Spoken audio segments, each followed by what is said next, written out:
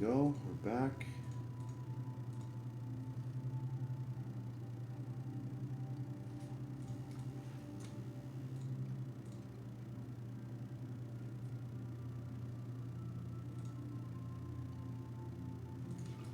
Alright, so I'm stuck until the other account times out.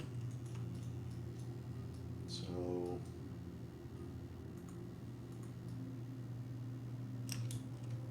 I guess this is probably a good time to go make lunch.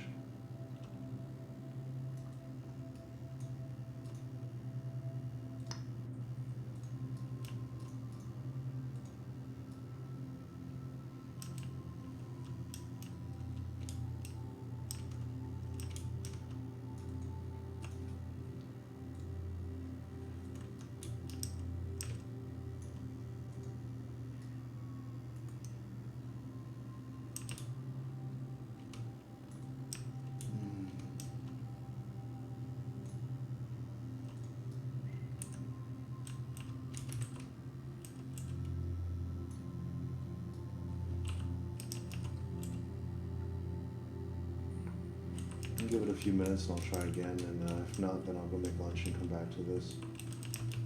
Because the only alternative is to restart my router, which I don't really want to do.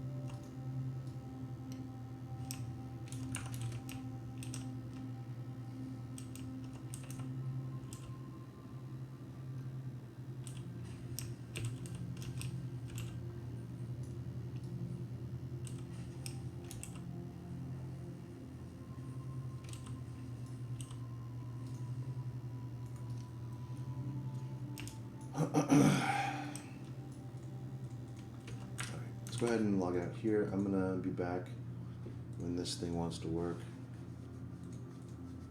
So, be back in a little bit.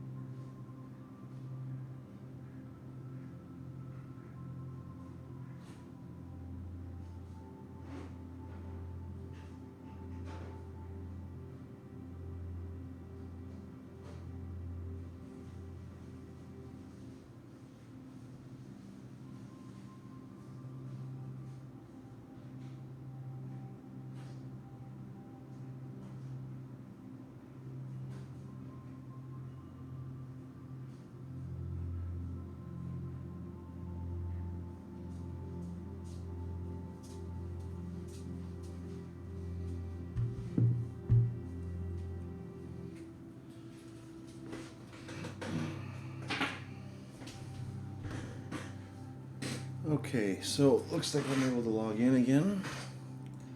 So let's add that port forward.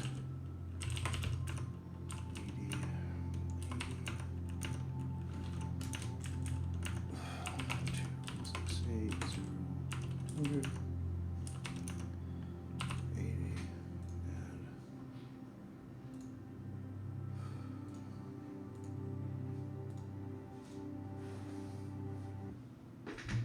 add. Get myself some lunch here.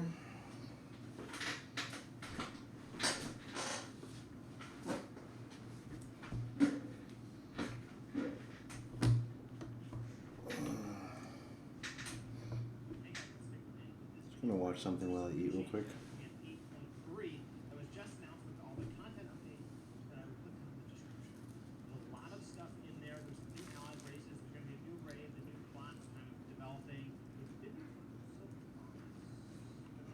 There. Unless you want more information, definitely go to the description, watch the full like 30-minute video. So I want to take this video to dive into the Allied races a little bit because the PTR, they're already there. They're already there. So if you didn't know, the Mechanomes and the Vulpera will be welcomed to World of Warcraft. It was so funny in the beginning of BFA, everybody was talking about Vulpera going to be Allied race. Come on. Come on. No, yeah. No, and there's barely any difference between the male and female, apparently, of the Vulpera. Anyway, so the Horde's getting Vulpera, the Mechanomes are going to the Alliance, which I'm a little bit disappointed about, but it makes sense from the storyline. But in general, I mean, pretty interesting. So I don't know anything about the racials. We're going to dive right into it. You will be able to see what different classes they can go. So let's just jump right into it with the Vulpera first. Horde, baby. On the class side, looks like they can be Warrior, can't be Paladin. Makes sense, I guess. I don't know. Hunter, Rogue, Priest, Shaman. Oh, we'll go to that in a second. Mage, Warlock, Monk, no Druid, which is a disappointment. Oh, sad. Whenever you get an allied race, I always think it would be cool to have very different Druid forms. So a little bit of a bummer. It is what it is. No Demon Hunter DK. Okay, that kind of, okay. All right, makes sense. Shaman, we're going to look at the totems here in a little bit. A lot of these, we don't even know what the animations are going to be yet, so we'll do a deep dive on that. But let's just go ahead and look at kind of the male and the female. We'll just even go to Shaman first. Male. Yeah, they actually look so similar, actually. It's in their face, maybe it's a little bit different, and they're, like, you can see their chest pieces. Oh, the tails. Bushy tails. That's actually pretty cool. I'm actually kind of excited about this. I do like kind of the smaller races. Like I like killing gnomes, but I also like being them. The Dark Iron are pretty sick as well. But okay, cool. So let's see what customizable options we can get here. Customize. Okay, so let's go to the males first. Okay, it looks like there's a ton of different fur color. Yep, red. Okay. Racials yet, I know. We will get to that. I just want to check the animations even before we get to that. Alright. This is the casting. Kind of looks like it's kind of weird, It kind of reminds me again of the pandas, but they might change it. Who knows? Overloading, of course. Very similar to a lot of the shamans. Nothing really too special there. The heel's pretty much the same, except it's a big water animation relative to the size of this creature. So that's actually pretty cool. So that's out pretty awesome. Let's go ahead and take a look at the racials here.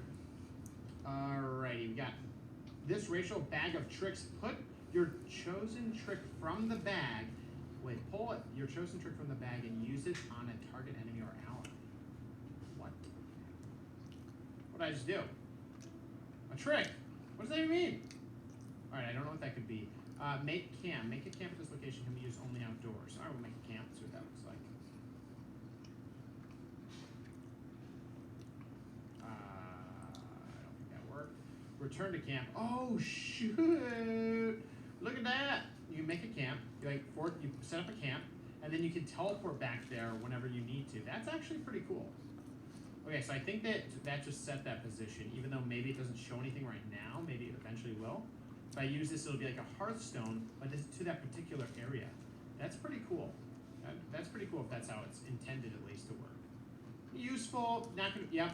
Teleport you there. I hope there's some like type of fire and maybe a caravan set up, something like that. That would be pretty cool. Okay. Rummage your bag. Pick your chosen trick now. Where did you put that? Not yet in. I don't know what NYI is. Probably means that maybe it's not working quite yet. So I'm not sure how this enemy, reduce that damage by 5% of your maximum health. Wait, what? When you first take damage from an enemy, reduce that damage by 5% of your maximum health. That could be a lot. If you have 100k health, that means 5k reduction. I'm not 100% sure. I don't quite get the math on that. But if you guys understand, hit it up in the comments. All right, fire resistance, reduce fire damage taken by 1%. Okay, that's interesting. We have also have Volpira survival kit. You have a chance to find an additional satchel of goods when you kill a humanoid. Okay, that's pretty cool. And that's about it. That's about it. And that's, okay, there's some flavorful stuff there, it seems like. Let's go ahead. Let's try Bag of Tricks again. Okay, I hit him. Don't know what that was. Hit him with a corrosive vial. Okay, and I used a corrosive vial earlier, so that's okay. But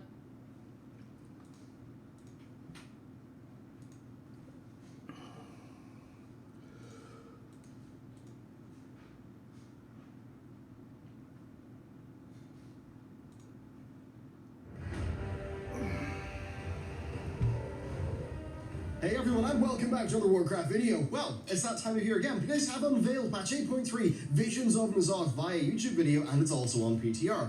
First, that means BlizzCon will almost certainly have the new expansion, so that's pretty hype. And second, Visions actually seems to be quite an interesting patch. Why? Well, because there's a massive amount of content reuse, paired with what seems to be a lot of design work. Now, I'll get into my impressions later within this video, but I actually think they're being quite smart here based on what I've seen on the PTR. They're seemingly focusing their efforts on providing players with well-designed content. And if BFA proves anything, it's that, yeah, art's nice, but well-designed content is the most important thing. As always, be sure to like, sub, and ring that bell because we will have content preview videos, the first of which will be up today. And trust me, they're really cool and worth watching. So, today we're going to blend what Ian said during his announcement video in with information data mined on the PTR to give you a complete, non-spoiler overview of what to expect. So, patch 8.3 Visions of N'Zoth follows on from the Freeing of N'Zoth scene in 8.2. Now, you might be wondering why there's no new zone here. Well, that's because the theme of the patch is N'Zoth's vision of victory pretty much manifesting itself on Azeroth.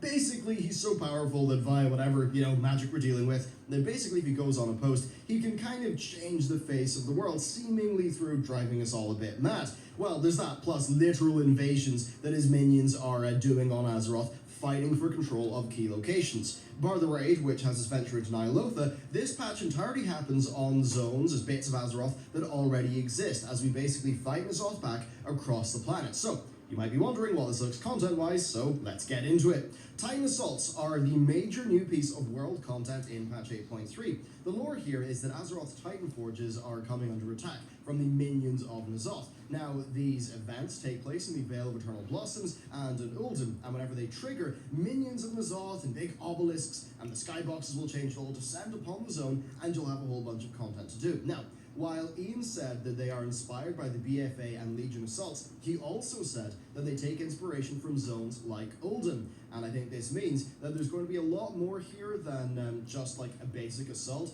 So really, to me, it seems like content-wise, we'll have something close to 2 rotating zones. At least that's the impression we've got from early testing on the lesser assaults. And I think that's also reinforced by how these seem to have quite a long duration. Now, each one of these assaults comes with a new faction. So you've got the Rajani, who are a group of Raden following Mogu. So actually, I guess Mogu following their original purpose. And then the Uldum Accord, which I'm really happy to see because, well, I love the Toolbeer and I always felt like they were underutilized in Cataclysm's questing. So through these, you'll be able to get new quests, you'll get catch-up gear, you'll complete events, things like that within the zones. We are currently testing the full PTR versions and we will have a full video on that soon. So that's your major new bit of world content, but there's another entirely different and very important bit of content, Horrific Visions. Now, they're new, but I think their genesis is clear. Ian said they take direct inspiration from the Legion Mage Tower. I'd also say there's a lot of inspiration from Chromie and the Withered scenario. So, Horrific Visions are essentially N'Zoth's dark future manifested. You kind of need to go in and stop them. Now, these visions are set in Stormwind and Orgrimmar, and they show us essentially the darkest possible future for them. As an example, showing a void serving Illyria in Stormwind. I suppose in a way they almost take some inspiration from the heroic-only phase of Siege of Orgrimmar's Garrosh, which of course itself did stem from Old God Corruption. Now, gameplay-wise, these scale from 1 to 5 players, and they're designed to be ultra-hard, replayable bits of content where just, the further and further you go, the harder they get and the more rewards you get.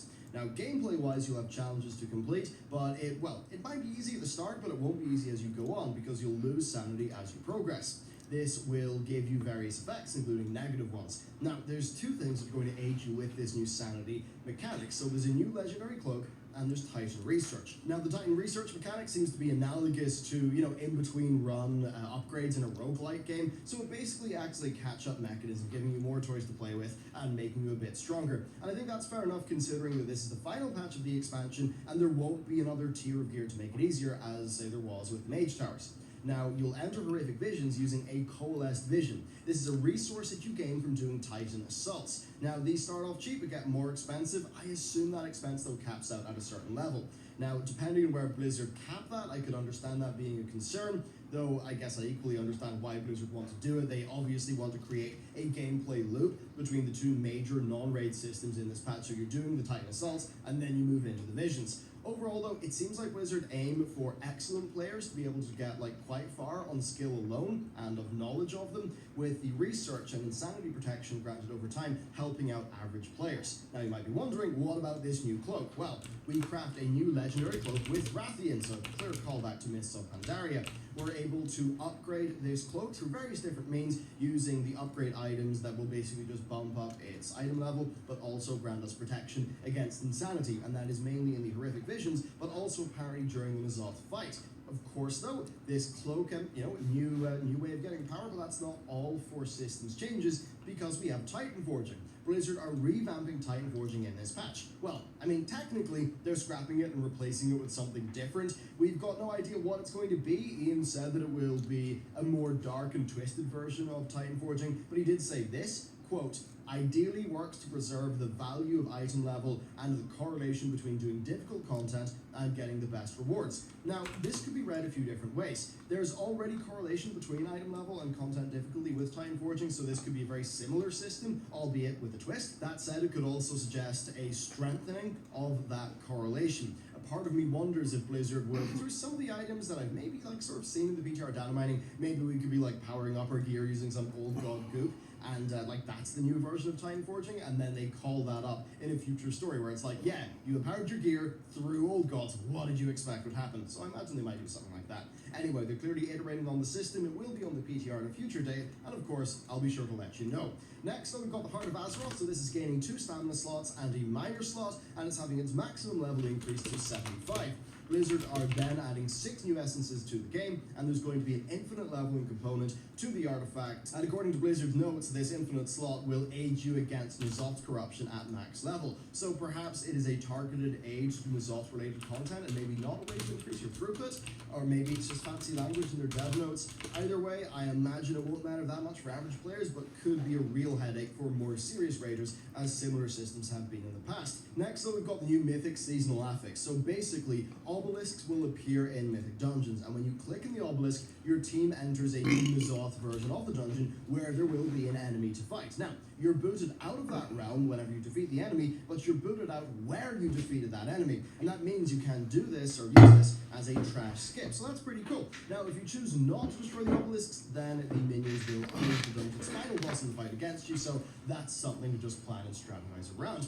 Then next, of course, we've got the Nylothar raid. This 12-boss raid looks visually quite stunning. There's a lot to talk about here lore-wise, even just from the footage that Blizzard showed in their own stream, but I'm going to have to save the lore spoilers for a future video. As always though, Blizzard, they almost always make fantastic raids. This is certainly a beefy one, so I think that'll be a lot of content to keep people busy with. Next then, we've got races. So the Volpera and Mechanomes will be the new Horde and Alliance allied races. We all saw this coming, so it's not much of a surprise. Blizzard are also adding new Heritage Armor quest lines for the Worgen and the Goblins. That's not it though, because Blizzard are also, and finally, they are revamping the auction house. This is a move that excites me quite greatly, actually. So Blizzard are making it so that stackable items actually can't be bid on and are also no longer sold in stacks. Basically, for like a commodity like ore, you just enter the number that you want in the auction house and it will automatically select the cheapest ones on the market and give you a total price. And then seller side, it will display the current market price for your item, meaning that you won't have to rely on add-ons for the basics. So really they've just split it out into a commodities market that is, well, a lot more, I think, easy to use. I mean, the informational advantage that is granted by add-ons will be lessened here, but I think it'll be better for most people. Now, for weapons and armor, the auction house will show auctions of all item levels for easy price comparison. There's also no longer a need to undercut by tiny amounts, as now auctions at the same price range are sold last in, first out. So if your auction matches the current price for an item and then somebody buys it, yours will sell first. Now they've also revamped the auctions tab to reflect the priority between you and the competitors with that system. They've also revamped searching with an upgrade only and uncollected feature, and then also new search operators for exact matches, exclusions, and or functionality. So that's pretty good. Now the current PTR version is still very whip, and while I suspect this will level the playing field in a way that will be great for the average player, I think it might not be great for the hardcore gold makers who get a strong informational advantage from add-ons, but it seems to be in line with Blizzard's goal. That's not all though, there's also going to be a heroic Darkshore Warfront, Deepwind Gorge revamp, Blackrock Depths Pet Dungeon, Darkmoon Fair Arcade, and also a new Slayers of N'Zoth feature. This will allow you to serve N'Zoth in PvP. So it's just like Aviana's Vengeance in Legion and the Center of Burning Agony in Mists of Pandaria, both of which I thought were really fantastic features. Okay, so with that covered, what are my thoughts on this patch? Well, first, it's worth saying that this is early days. Across the team, we have played most of the new content. Actually, we jumped right in the PTR whenever it came up. So, I have seen all of the new content. So still, it is early days, and we'll have to see how it evolves on the PTR. Overall, I think what struck me most is that this is obviously an asset reuse sort of situation here, and that means two things. I think number one, it means they've got their core team working on the next expansion, and I've got to wonder if that means that even though they've been delayed during BFA, if that actually means the next expansion will still hit its August release date. Now, the other aspect of that is, there's less in the way of new art assets for the world content, but also it seems like the new world content, well, it's not all world content, like the Horrific Visions are instance, but basically it seems like a lot of the content is really focusing on design iteration, right? And I think that's what World of Warcraft needs, because if you look at Battle for Azeroth, it's one of the most beautiful expansions ever, but the design is where it failed, right? All that new art counted basically for nothing because they had serious design flaws. So in this case, I'm actually perfectly happy to see them reuse a lot of older assets and older zones, because it means they're focusing on the design, and I think that's quite clear when you actually look at the content that they aim to deliver here. We'll have to see on the Titan Assaults, they're the more iffy one, but certainly on the Visions would seem to be quite a cool feature indeed. And then I suppose another aspect of this is, new worlds, new zones and stuff, that's always great to see, but I mean, there is something to be said for we all have a connection to Azeroth, right? And it's the World of Warcraft. So if patches are doing more content in old zones, I actually do think that's a strength. Now, I'm not saying that should happen in lieu of new zones all the time. Absolutely not. But I think in a case like this, it's a pretty smart use of those areas. It works for the story, and I think, yeah, it's generally smartly done. We will just have to see, though, will it stack up to the previous content? I mean, being realistic with you here, I don't expect this new, Titan Assault thing to be if you say the two new zones that we got in 8.2. So there's pros and cons to the asset reuse. If it means though that they focused on a lot of systems, then that could be really good for laying positive foundations. Another analogy here is Destiny 2 Shadowkeep, and don't worry, this is going to be super short, but basically Shadowkeep reuses a hell of a lot of content, but basically improves almost all of Destiny's systems massively. So if Blizzard managed to do that here, it could be a net positive. I mean, certainly, if you look at 8.1, that was a very traditional, boring patch. If you look at 8.2, very experimental patch, with Mechagon doing sort of new things, Nazjatar sort of doing new things, / twists and old things. And then if you look at 8.3, again, very experimental. I think mainly because of this new Horrific Visions feature. Now, this Horrific Visions feature is, I think it could have the potential to be incredible. Now, I do have some concerns, right? Because if it's really grindy and just a chore to get into them, and if the assaults, fall flat, but the assaults are where you get the resource from, that could really just take the wind out of the sails of Horrific Visions if they are really good. But I'll say this, assuming that bit works, looking at the Horrific Visions, having that type of content, I think would be really cool. I thought that the Chromies Visions of the Future I thought that was one of the coolest things Blizzard had ever done. Now, part of the reason is I did that when it was on PTR, and there were no guides for it. And that meant that every time I went into it, I gained some new knowledge, and I was able to apply that to my next run. Now, I think that was a bit of content that many people just didn't care about because it had no gear, and there wasn't really that much prestige to it. But I think there are absolutely design principles there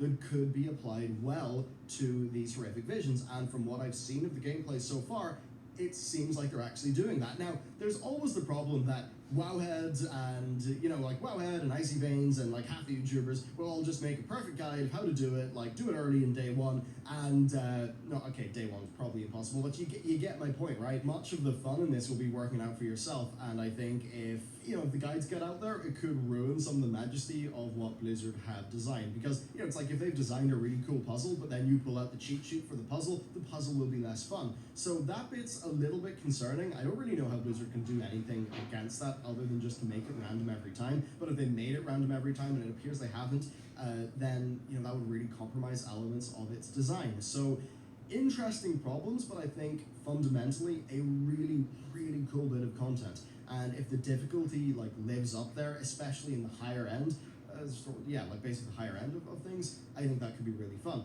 Now, it's kind of interesting, catch-up gear, I still need to do a full deep dive into that. It seems like the basic catch-up gear is easy enough to get, as you would expect, but there is actually very high-level catch-up gear. But the high-level gear, it's not really catch-up gear because it basically requires resources from pretty deep inside the horrific visions. So, it's kind of interesting. The horrific visions, in a way, could be like a solo dungeon, and that could be really cool. In some ways, this is an entirely new type of content for World of Warcraft. We've always had dungeons, which have been pretty excellent, raids, which have been excellent, PvP, which has been, in my view, mostly a really fun thing. I have a lot of disagreements about how they've handled it lately, but, it's a bit like Marmite, I suppose. Some people love it, some people hate it. But then you just had world content, and I really feel like world content has been the most stale and boring thing about World of Warcraft, and that's always made me sad because, well, it's called World of Warcraft. Now, I'm not sure if the world content will be polished up or really helped that much by this patch. It seems neat what they're doing, but, if we're adding in another pillar of that gameplay so that, basically, the world content's often a solo thing. So these horrific visions, even though they are instance content, well, they will fill the same sort of playtime niche as the world content does. And that means that if they're really, really strong, that could be a really good pillar of the game moving forward. So I really do hope it goes well. Then also, Titanfall is interesting to me because, right, if you think about BFA, it's not been the hottest expansion ever, right? I think everyone can admit that. Even if you had fun, I think it's impossible to, disagree that a lot of people have bounced off the game. And I think that means that Blizzard have probably seen 8.3 and thought, screw it, let's just experiment, let's just get some really good learnings that we can bring into the future. Now, if they've decided to just heavily change Titan Forging, then to me that just screams of experiment. And if that's an experiment that is based on player feedback, I doubt it's going to remove the core of Titan Forging, but if it moves it in a direction that is closer to what I think more of the player base would like, then that could be a really good thing, and it could show a willingness to experiment, a willingness to listen, and I think that's really good. So that's basically my initial thoughts based on a little bit of hopping into the PTR, a little bit of talking to the rest of my team who have been in the PTR as well. So a lot of this is just the whole team coming together and us just talking about this expansion or this patch from our early findings.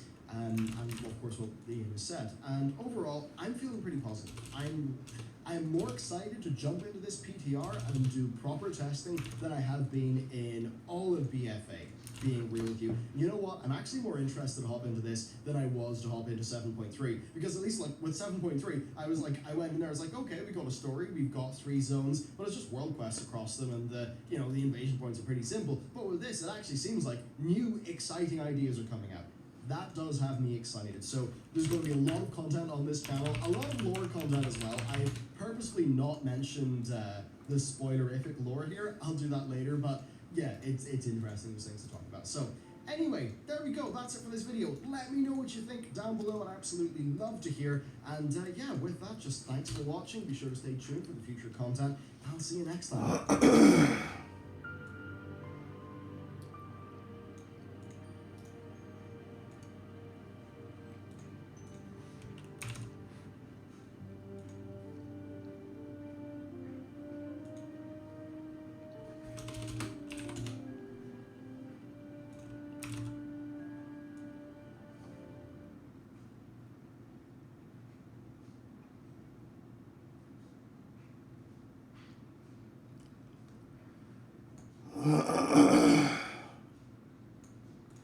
Okay, so just got through fighting all the permissions and stuff, and we've got our API running. It starts and stops the game server process. Now we just need to modify our master server to use,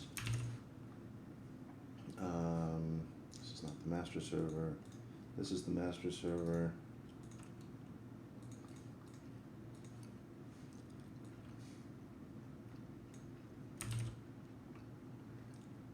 Let's get rid of HTTP.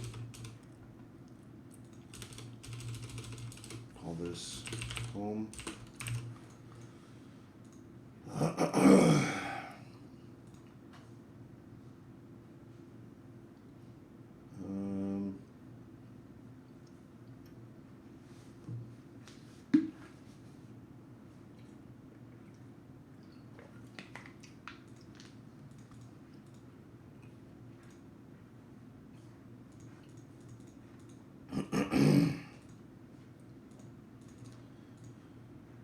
Okay, let's make a change to the API thing.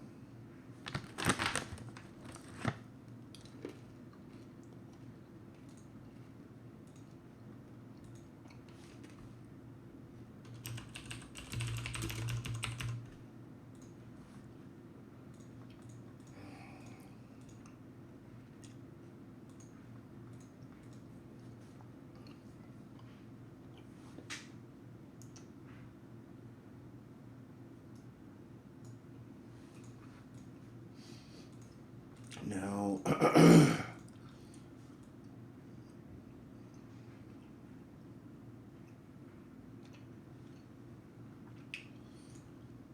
let's make a change here.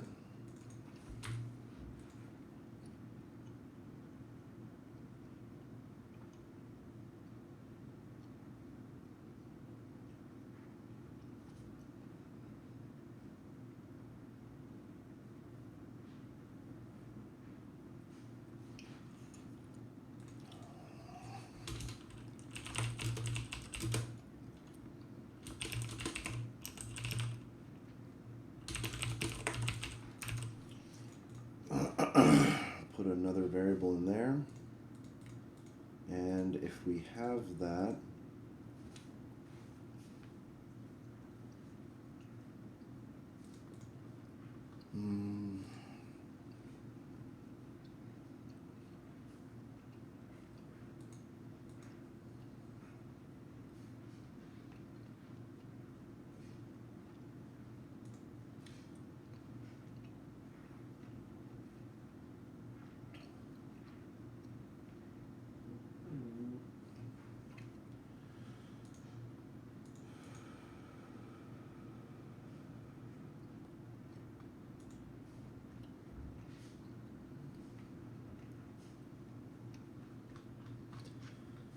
all right.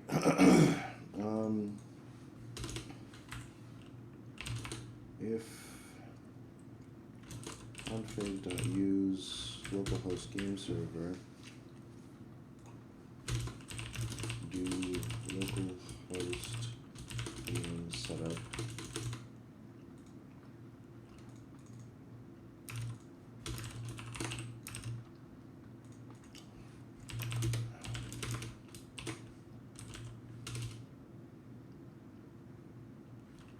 VM collection dot VMs first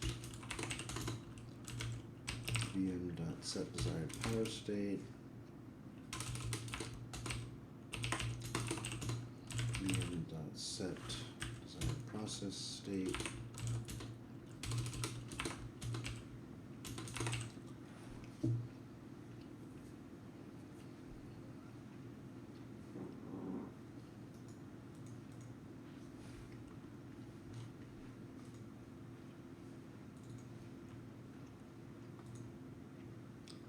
actually public room is local host debug and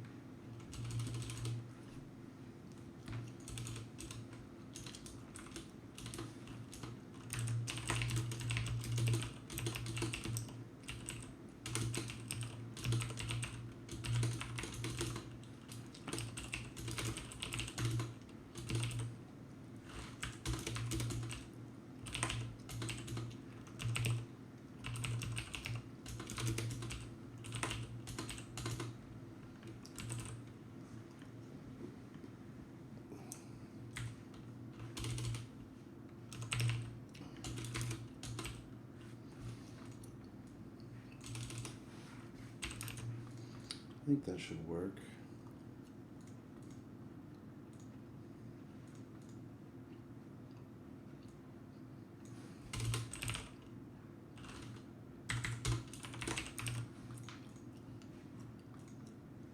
Okay, let's try building that.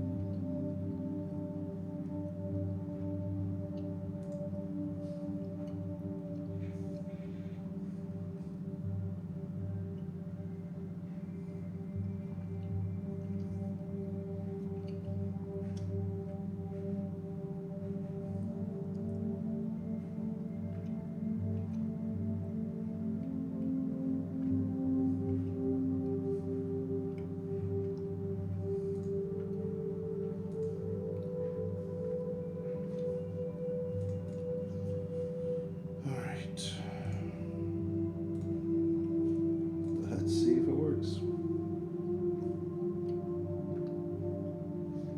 Oh, I forgot to add that Boolean value. Crap. So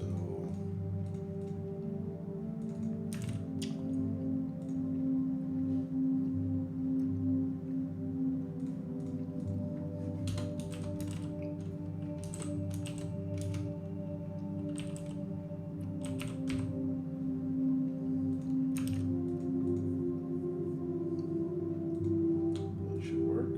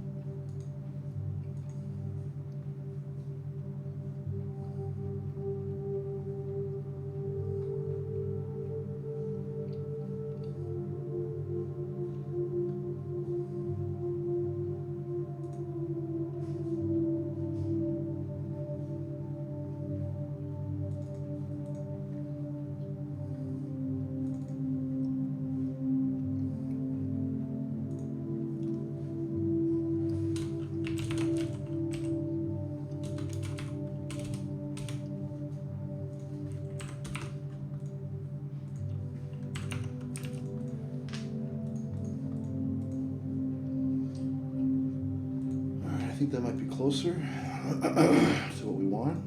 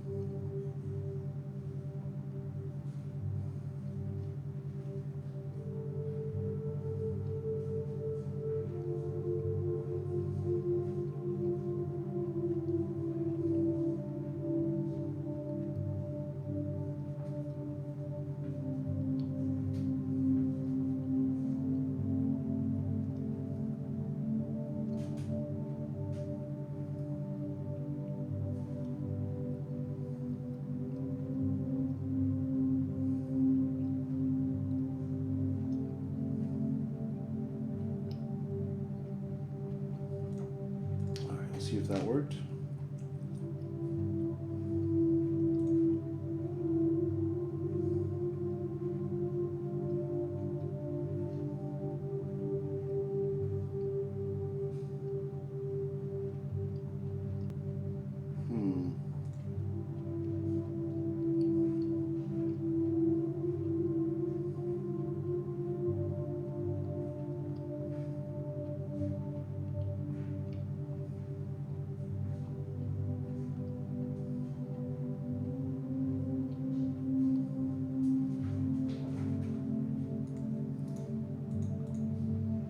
See, did that start it? It did.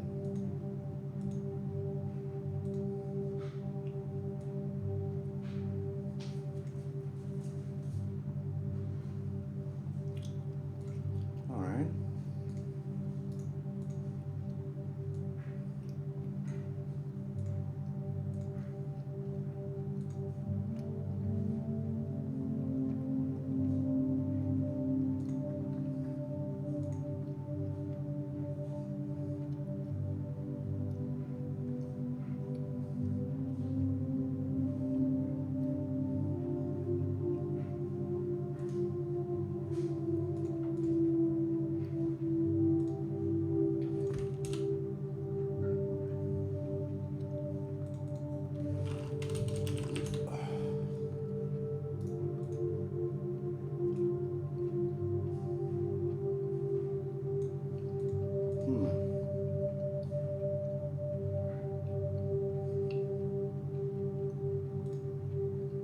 Getting false for the API when I turn it on, but it is turning on. And then I get index out of range.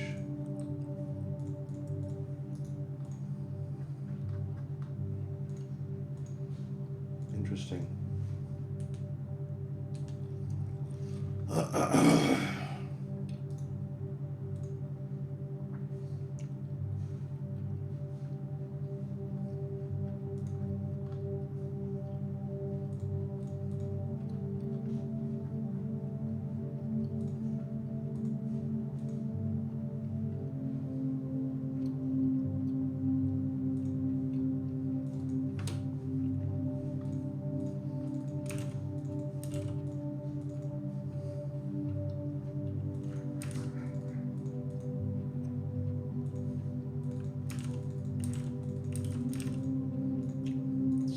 Probably just broken.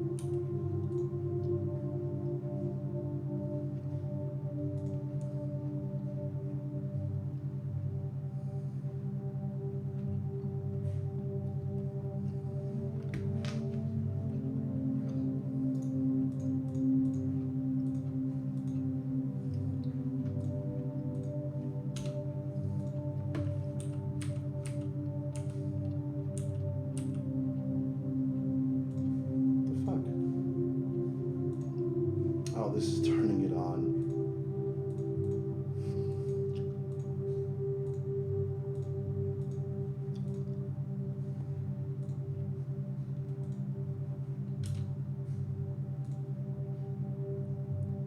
There we go. That worked. Okay.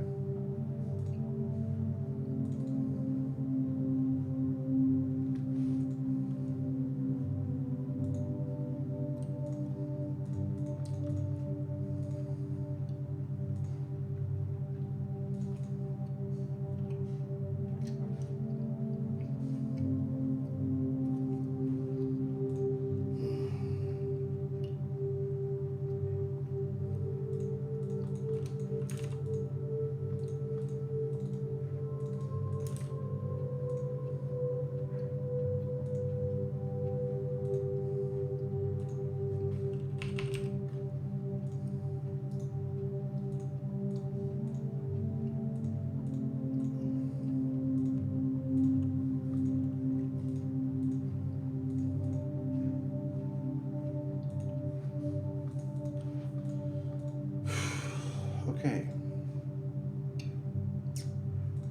Start this again.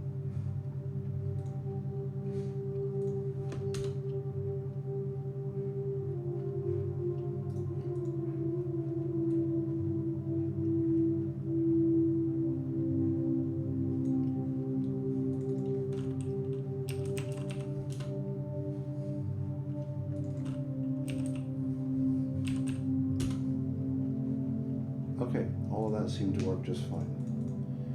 Now,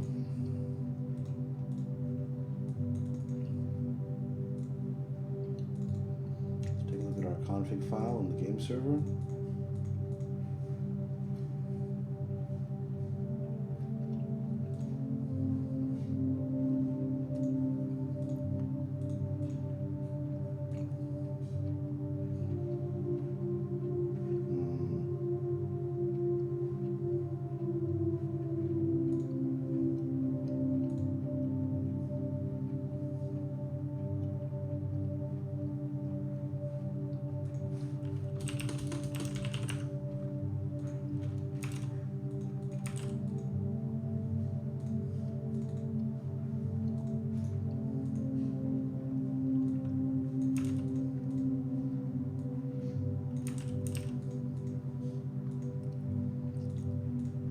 Okay.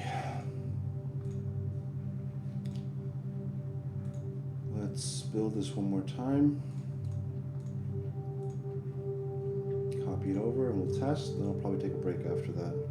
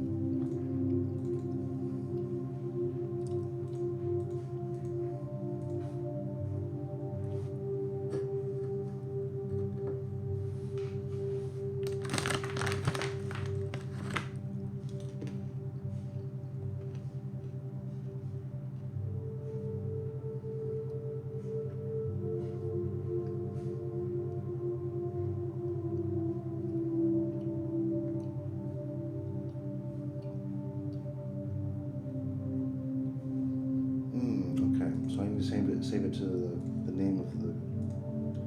I see.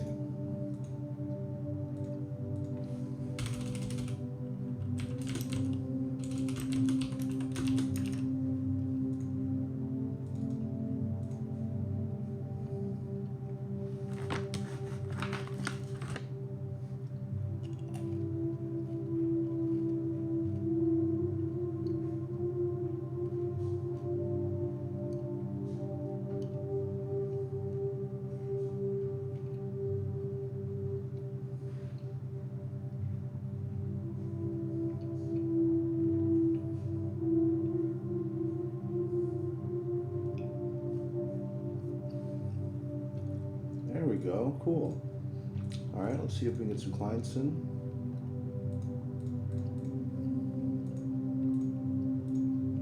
Oops. Come on.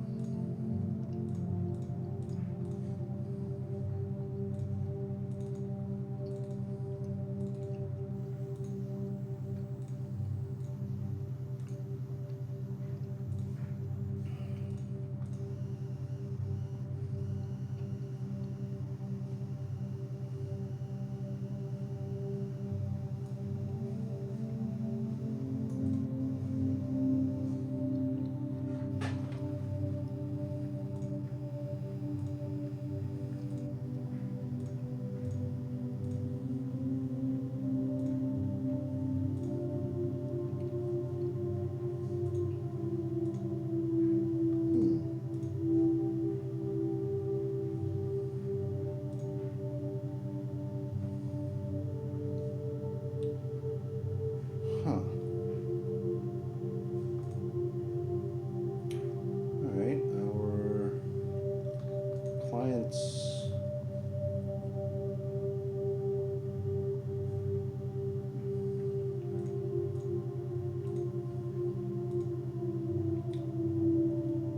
Let's see here. Where did we go wrong?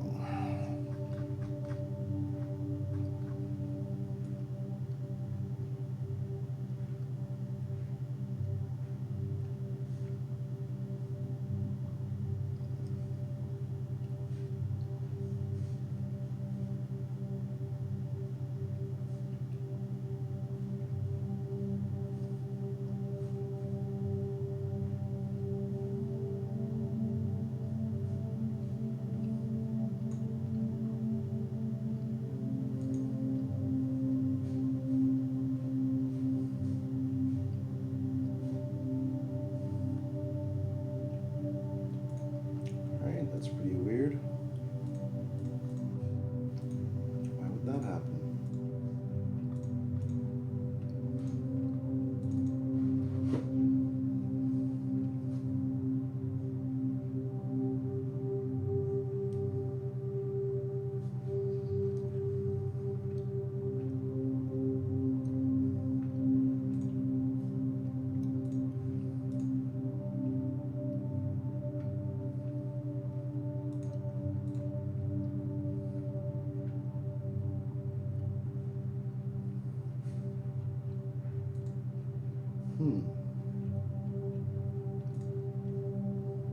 It's not updating the clients over here.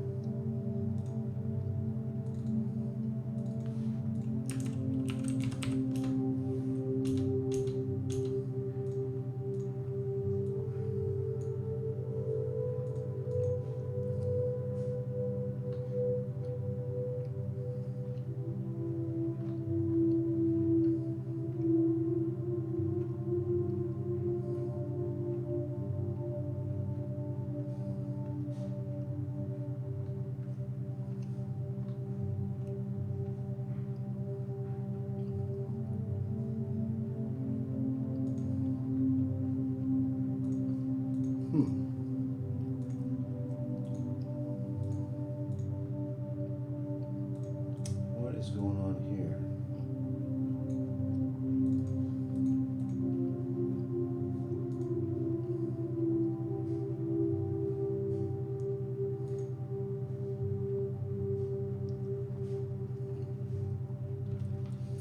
I see. The VM and the client have the same IP address.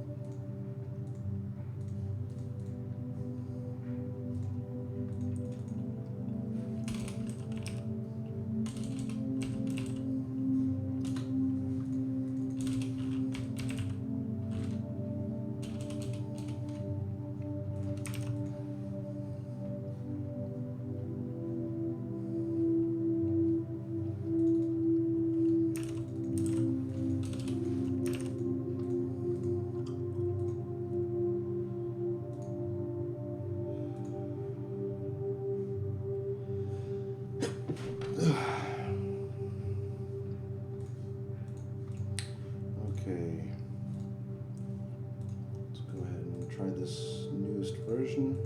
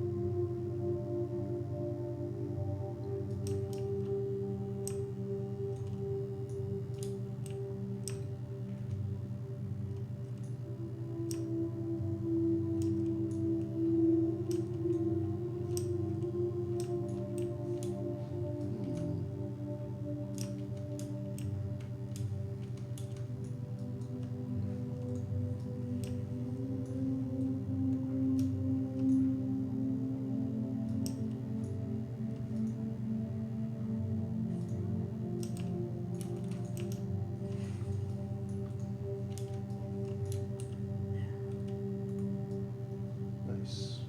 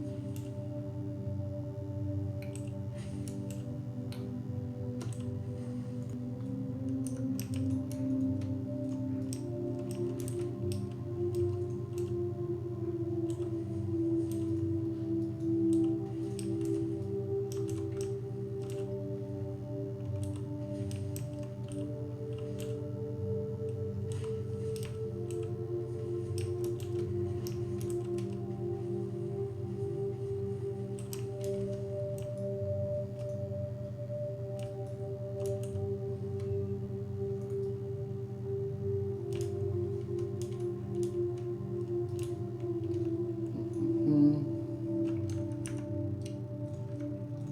let's get this up.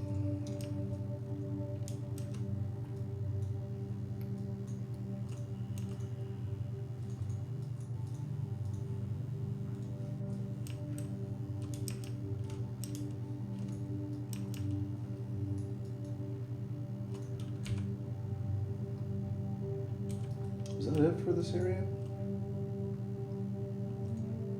Reclaimed bijou.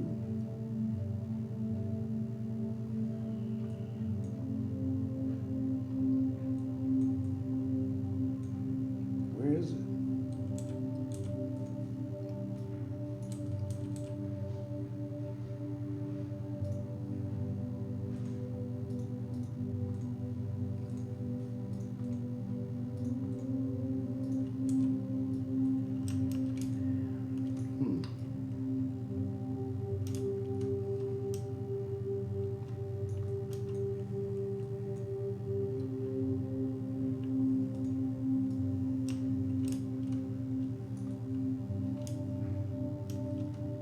Where is this thing supposed to be?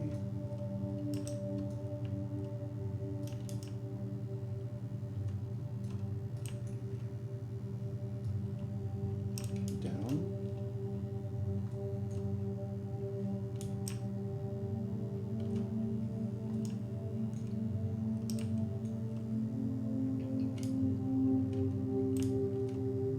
So it's here.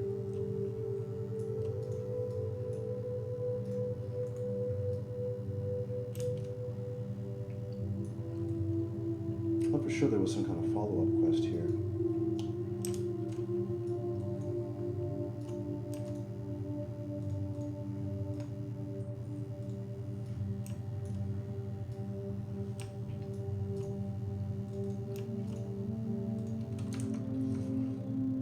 Okay.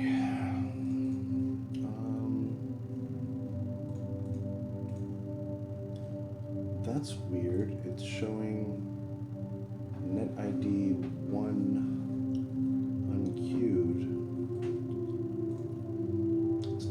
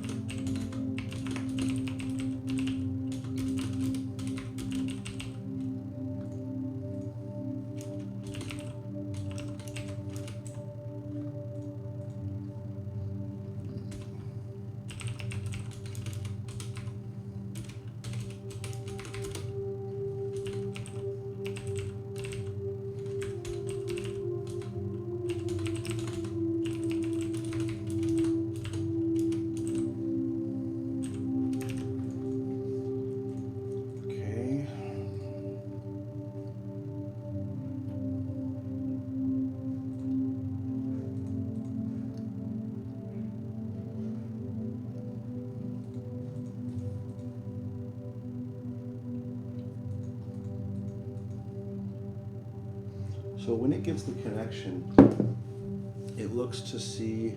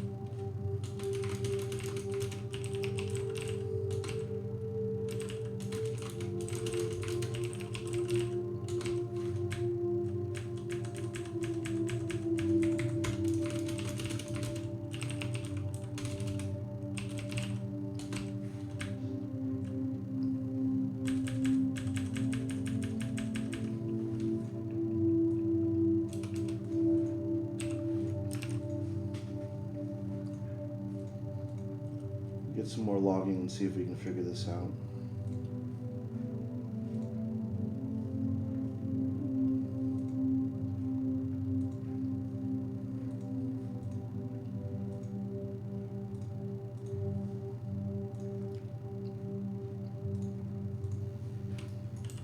What am I doing here next? Killing a few special guys.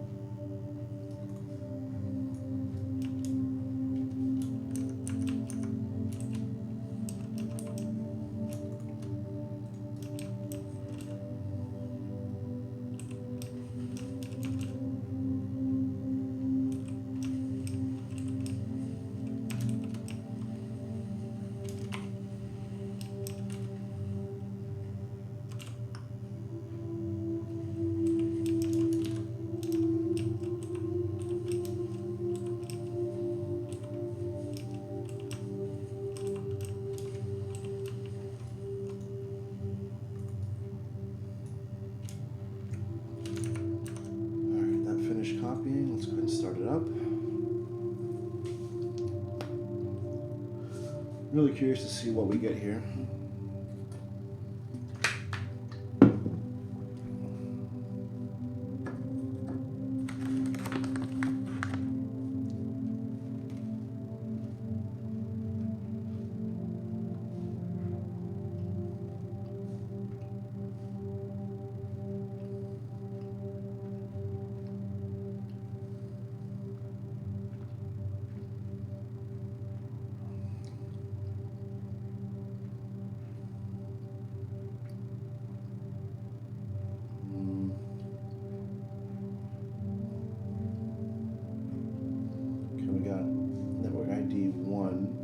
Host ID 0.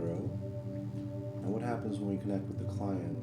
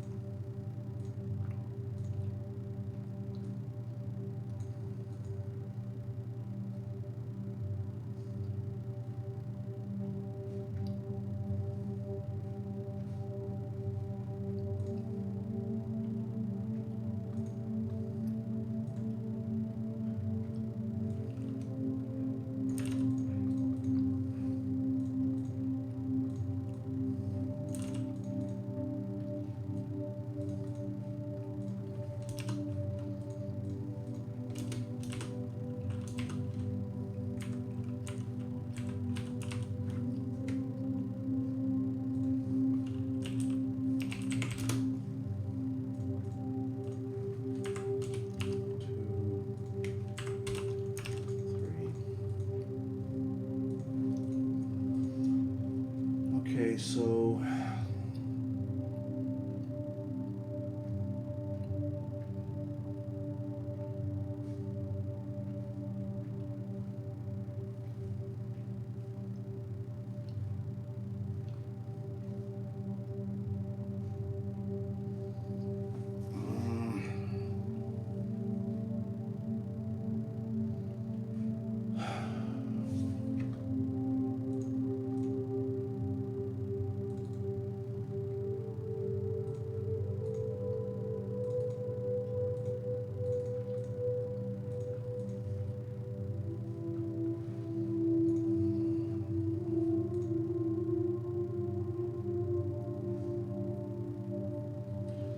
okay, I'm gonna stop here for today. Basically, when we get the inbound connection, we don't know if the connection is a game server connection or if it's a client connection.